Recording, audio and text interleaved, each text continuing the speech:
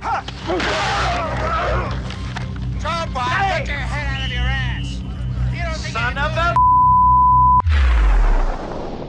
If you're a football fan and say over the age of 35 or 40, you know exactly where that scene came from. One of my most favorite movies ever, North Dallas 40. If you haven't seen it, rent it on Netflix, look it up on YouTube, whatever. Watch North Dallas 40. To me, it's one of the most realistic and most vivid portrayals of football I've ever seen on screen. Even though it's been 30 or 40 years since that movie came out, it still has one of the best portrayals of NFL football. Now we're going to be talking about what happened in that scene. What happened in that scene was one of the linemen, offensive linemen from the North Dallas 40, absolutely sucked and was getting beat up all day, all night, all season by this particular defensive tackle, and he just couldn't get it right. So that's the segue into tonight's video. Tonight's video is about the Miami Dolphins offensive line. And if I must say, after seeing this chart, they suck. They absolutely suck, which is mind-blowing given the fact that you have an injury-prone quarterback, you have everybody and their mother talking about bringing Dalvin Cook in, and you got the shittiest offensive line, well, not the shittiest, one of the shittiest offensive lines in the NFL. So before I get to the entire chart, I want to make sure you understand who put this chart together. This chart was put together by Warren Sharp. So let's find out who Warren Sharp is in case you don't know. Warren Sharp is from Sharp Football Analysis, and Warren has always been an athlete reaching as high as pre-Olympic performance, but his talents in sport extended even further at a different level. Instead of becoming a professional athlete, he chose to study athletes and their sports. He studied civil engineering at a top university. After graduating, Warren earned his professional engineering license while working for Big Five and Big Four accounting firms. So he understands numbers and he knows how to look at data. Using his passion for sports and his education in engineering, he developed a computer program, an algorithm, to predict outcomes of NFL games and pinpoint value in betting lines. Pretty smart guy. Taking a deeper dive into NFL analytics, Warren launched Sharp Football Stats to share visualized play-by-play data with the world. He began writing and publishing his season preview book series. His analysis was being discussed by major networks, including ESPN, Fox Sports, NBC. I've seen Adam Schefter refer to him a lot. I've seen Diana Rossini, who had his book in her bookcase behind him. By the end of the 2018 season, Warren was working directly with NFL teams. I only read that to give you the pedigree because people always question, hey, where are you getting your information from? I'm getting my information from a guy who's working with all of the networks and with NFL teams. So he's got the cred. So let's go ahead and move into his rankings for 2023 for the offensive line category in the NFL. So this article came out today, July 13, 2023, his NFL offensive line rankings for all 32 teams. So we can go through this pretty quickly and we go through and see who is number one. Number one, the Eagles. Hopefully you can see that. No discussion about that. They are definitely number one. Number two, surprisingly, the Detroit Lions. Number three, the Ravens. Number four, the Chiefs. Now, I'm not going to go through all 32 teams. I'm going to move down to what's most important.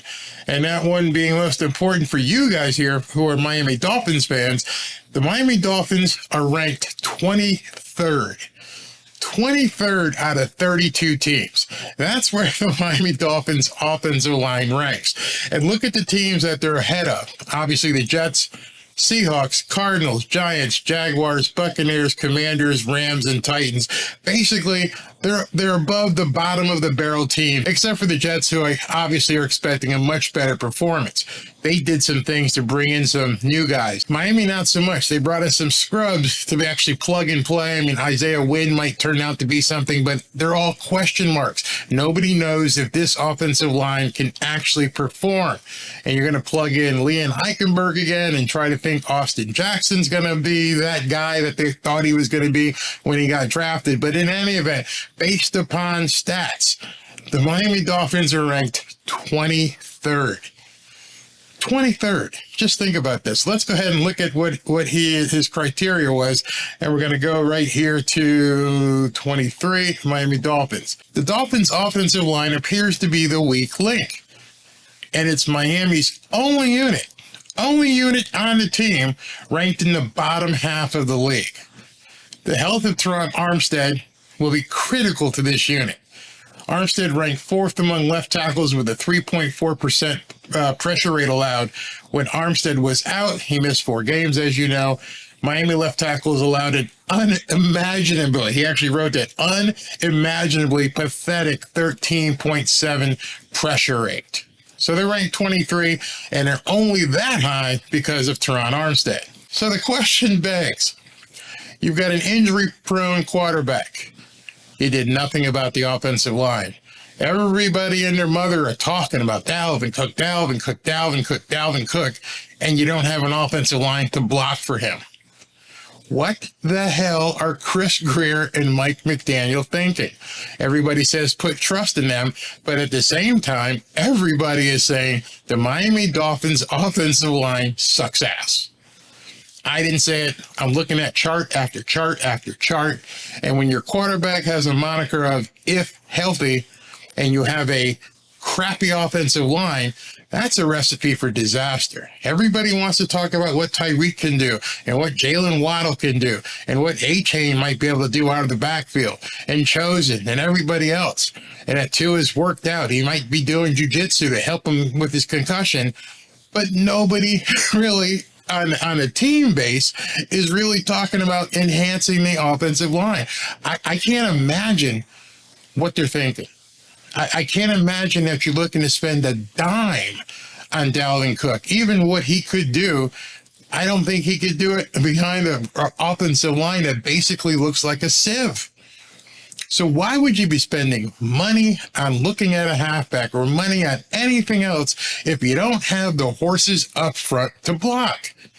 I don't think I'm missing it because everybody seems to say the same thing. The offensive line is the weak link. They know that Miami has some faith in Austin Jackson. They know that Isaiah Wynn was signed. They know that Eichenberg is back from Notre Dame, and they're hoping he's going to be healthy. And they still see this offensive line as shit. Well, let's just be adults here and say everybody in the league who can look at this team says that this offensive line is absolute dog crap. Everyone that is except Chris Grier. Everyone that is except Chris Grier and Mike McDaniel. I don't understand it. Do you understand it? Let me know if you understand how the Miami Dolphins expect to prosper and move forward through the playoffs when everybody who grades offensive linemen, I'm not just talking about sports panelists, I'm talking about researchers, analysts, data analysts are looking at this stuff and they're going through it in depth. And they keep saying, hey, this line sucks. And you better hope Terron Armstead stays healthy. Otherwise, it's going to suck even worse. He used the words unimaginably pathetic to describe the offensive line without Terron Armstead. God forbid the big man goes down again, and he can't carry this load all by himself. So we're getting ready to go into preseason camp, and I hope this offensive line fares better than the guys from the North Dallas 40. Let me know what you think about the Miami Dolphins offensive line and whether or not you're alarmed by the fact that they haven't shored up the big guys up front. Talk to you soon. Fins out. Is anybody catching on to this Barry guy?